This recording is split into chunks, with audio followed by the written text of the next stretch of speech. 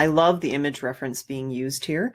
It's got a really good use of light and dark, which is going to make it more fun to work with. And actually, I think charcoal is a great medium for this piece. So something I worry about with features and likeness, and one reason we can be really hard on ourselves. So one, remember, when you're drawing something without any instruction and kind of from your background and experience, obviously there are things that you might be like, oh, why didn't I catch this before? Or when you have a break afterwards, like we always see things that we want to change. So first, I want to celebrate the fact that you guys are going outside your comfort zone, drawing things that feel challenging to you and posting them even when you're not sure about them and feel kind of meh about them. That is super brave. So let's make sure that you guys kind of give yourself a pat on the back for that, because you deserve it. Things that I would be thinking about specifically also with the charcoal here. But where do I want to start? Okay, one, I can see here that Mary's actually been using her eraser or kind of a blending stump of some kind to keep her white space white and kind of erasing away. That's a great way to create highlights and things. And I think that actually works really well right in here with her hair at the top part, and also kind of right here. I think this looks really, really nice. I would possibly kind of refine and go back in maybe with just one little darker line here. But actually, I'm not sure I would add any more darks. I would think about using a blending stomp or some kind of blending tool to move my darks around a bit more. You know, like the shadow in here is lovely and definitely matches the image reference.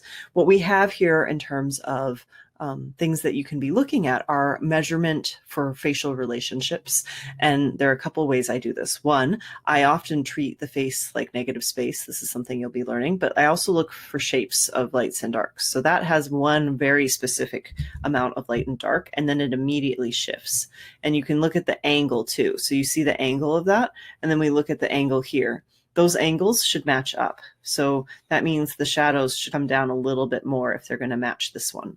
So I often have some kind of angling that I look at to go, okay, well, where do I see the angle of things? So same for hair, right? I can see the hair is kind of this diagonal. Well, then that means that's the diagonal it should have here, and it should really, really match up. And you can see the line here with the highlight of the hair literally matches up to the edge there, and it doesn't here. So there's a little bit more of a curl here on the hair. So when you're working on a portrait, something that you can all be thinking about is measurement. Okay, I like that I don't see a lot of outlining here. There is an attempt just to really focus on shadows. Again, there's not really a line though, and there is a shift in the shadow kind of next to her nose. So I think that's what I'd be focusing on with this, is really kind of asking myself, where do I see shadows and shapes of shadows to help me make sure I'm placing my figure accurately. And this goes for lips too. So you see the top of the lip. It's actually much, much darker and an even tone compared to the bottom lip. So let's look at that image in black and white. Okay, so if we look at this portrait in black and white, you have kind of this nice, lovely, even tone of the top lip, and the bottom, there's like a darker line in between, and then you've got a white highlight here. So values will be a great thing to study a bit more, but I actually think you have a good understanding of value because you can see a lot of the tones match up. It's about placement of feature and understanding how features work together. So I mentioned when I was drawing my kind of poking at my own face, there's not always an outline. Like here we see a kind of a bunch of eyelashes, and then there's like a subtle soft bit of eyelash here, but it's not an outline that goes around the whole eye. There's just a subtle shift in value. And in fact, there's almost no difference between the tear duct area, the eyeball, and the skin in there. So if there's not a delineation, you don't need to create one. And these are all details, guys, that I don't expect you to know straight away.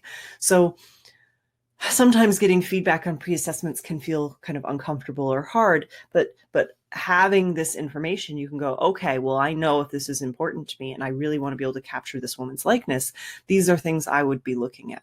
These are the shapes. These are, so negative space will be a really good thing for Mary to study.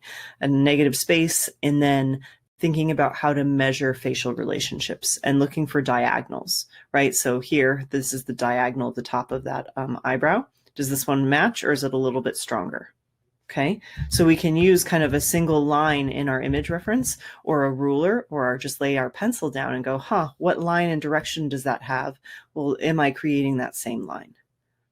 How about the other edge of the eyebrow? Is it matching? Do I like it? Does it create the same kind of X? Because they should match up. It doesn't matter the size. So those are things we can be looking at. I'm going to close this out.